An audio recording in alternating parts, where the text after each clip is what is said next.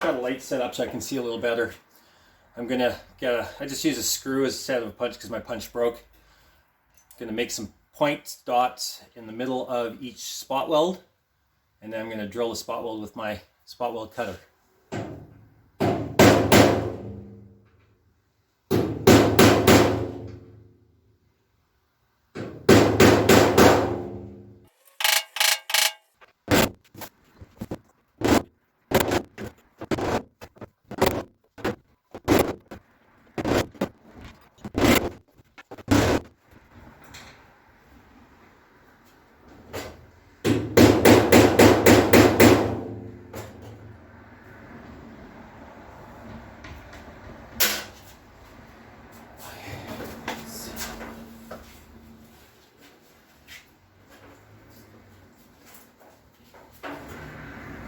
I'm switching to my 3/8 instead of my 5/16 spot weld cutter.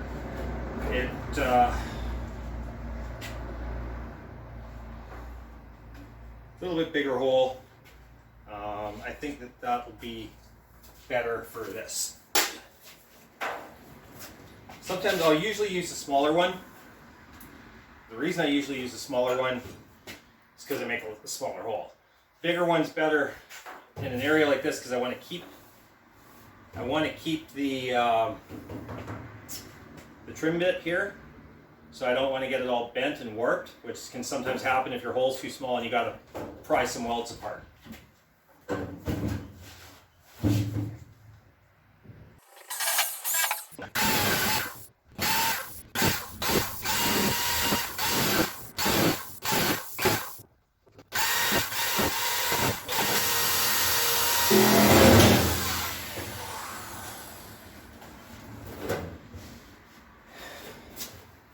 And on and on and on. You get the idea.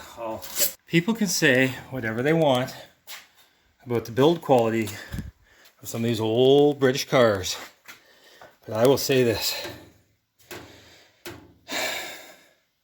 Those limeys know how to spot weld. Holy cow. I am censoring myself a lot, but in addition to drilling out, you can see all the spot weld circles that were left. There were some of them as well that needed to be actually pounded with a cold chisel. So what I've got, but I did it in such a way that saved this.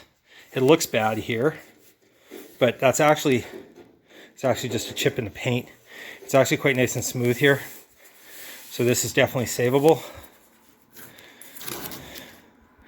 to the corner. So what I'm going to do is when I cut that this to length, I'm just going to nip this off, just this tab, but the flat part here is going to stay flush, and it's going to overlap this, and I'm going to cut the two of them together, and then we'll end up with our weld going across. That's probably not going to happen, like I say, till the floor is out, because now I've got all this great access to the floor, whereas before I was worried about cutting this here in the flange. If I cut from the top going down, it'll be a lot cleaner, and that there's nothing for me to get cut out of the way. I love the smell of slag in the evening. So again, left some little spots. You can see where the lines were cut there. Left spots here and there just so that I can cut them from below and I can control where it comes out.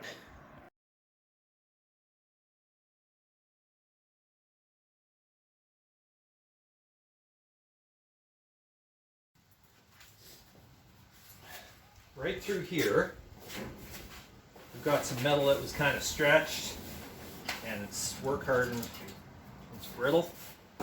So we take it and heat it with a torch, preferably till it's red. It won't necessarily get there though. Basically, you just need to make it softer, and then heat will do that. And let it cool naturally.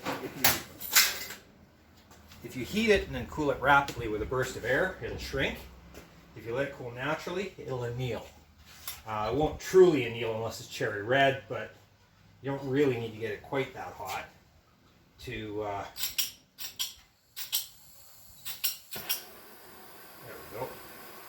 Don't really need to get it quite that hot to actually make it work.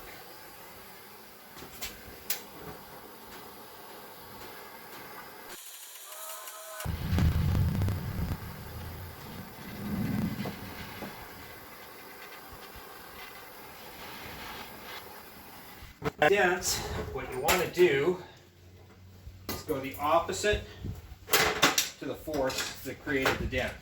You start from the outside and you work your way in, because every dent where there's a low spot, there's a high ring around it. So if you tap the high ring, you move it into the low spot. And you want to be off your dolly. You don't want to be on your dolly. If you're on your dolly, you're stretching the metal, because every time you hit, you squeeze the metal out of the way, you create high spots on the other side, you get that oil can, that boom, boom, boom, boom. So you hit off the dolly, and then what happens is that hits the high spot, that bounces, hits the low spot from behind. Boom, boom, boom, boom, boom, boom. And then you don't stretch the metal, you just move the metal. All you're doing is you're moving, it's just displaced. You're not trying to change the shape of it. Well, you're trying to change the shape of it. You're not trying to change the thickness of it. You're trying to change where it is. And I'm going to grab a better dolly than that for that shape.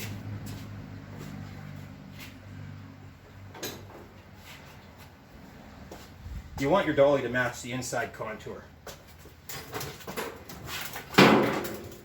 So the dolly is here.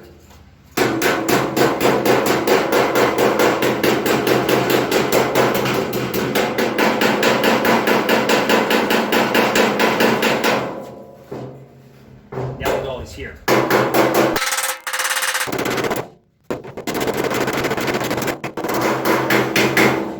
Actually see it changing shape.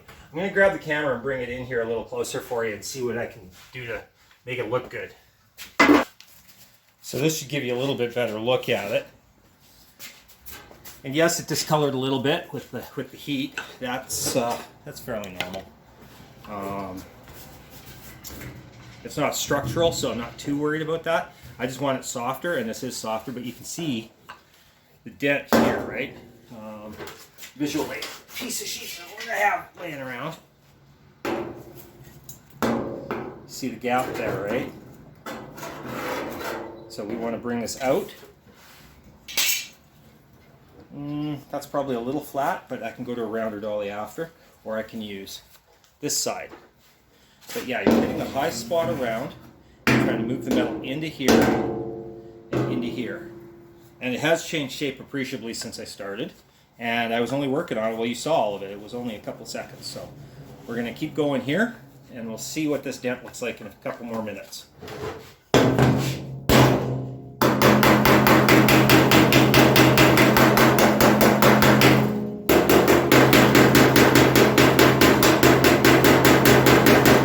Now, by the way, when you're hitting with a hammer on dolly and you're trying to stretch the metal, you get a different sound. It's like this. Oops. Where are you? Flipping the dolly over so you get true. More of a tink sound like this, right?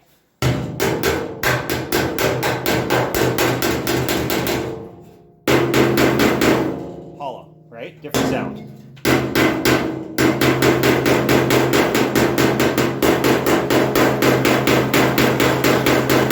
And don't push it tight. Let it relax. Let your hand relax. It'll do more bouncing, better bouncing then.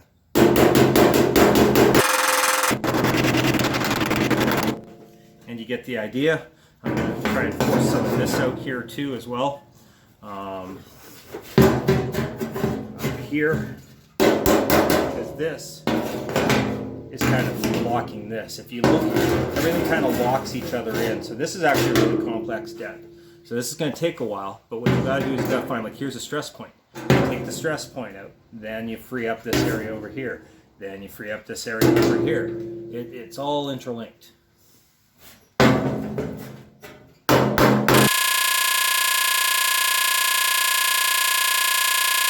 The other thing is, don't be afraid to change shape of your dolly, right? This area here, sharper edge, right? So don't be afraid to go to a sharper dolly. And you can get in behind there too, but it's better if you can find it and tap it in.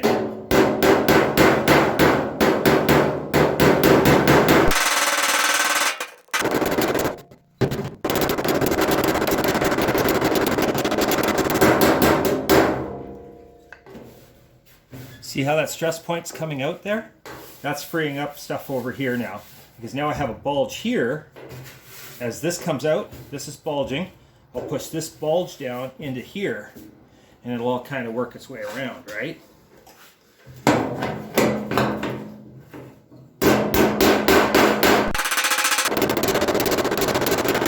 I'm trying not to go too much all at once on video because I'm trying not to bore you to tears, but there's going to be lots of hammering in this area, lots of dollying. A lot of it's trial and error. A lot of it's just working metal is not knowing. It's not how hard you hit, it's where you hit. So you got to find the stress points and where you want to move the metal from high spot to low spot. Actually, high spot to low spot. But this and this are the same metal because it's not stretched, it just needs to move. Same with this, it just needs to move a little further. It's more of a feel thing, but you do get it over time. Okay, don't know how well you can see it. I'm going to take the camera off its mount here. I'll show you a little bit. Sorry about the hands. But you see, this was all dented in before. It's now come out. It's still got a little bit of a low spot there. You can feel it and see it, but it's better. This area here, the dent is mostly gone. Less than a millimeter, enough that filler could do it, or I could try and metal it straight still. It's all from hitting behind. I still have a high spot here. This high spot's got to still move over here. But what I discovered as I was going is that this edge along here seemed to be where most of the tension was built in the metal. So instead of working on this dent to start, which was the original plan, I followed the stresses in the metal to the edges of this, which makes sense. Stresses usually form on the edges. So what I'm going to do is get this right, and then it'll work its way over. So we're going to keep doing that. And the other thing I've been doing is, in addition to using a hammer, I built this spoon out of a leaf spring like ages and ages and ages ago. And it follows a lot of contours. I can use it as a dolly, but I can also use it as a hammer with a dolly behind it. And that gives me a shot over a wider dent to spread it out. So again, apologies for the hands, but you can kind of see what I'm talking about here. As soon as I find my dolly will go behind here, right? And where's that high spot? Right there.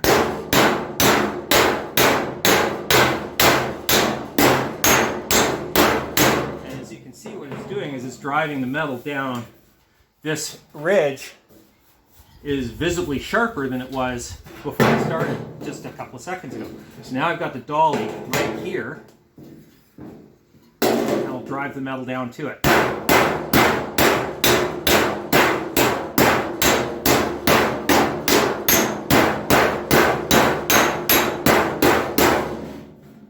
And that gives us a better shape, which then frees up. You know, I'll move over here. This is pretty sharp. This one's going to require a hammer. And because it's got a crease, I may even have to use the peen.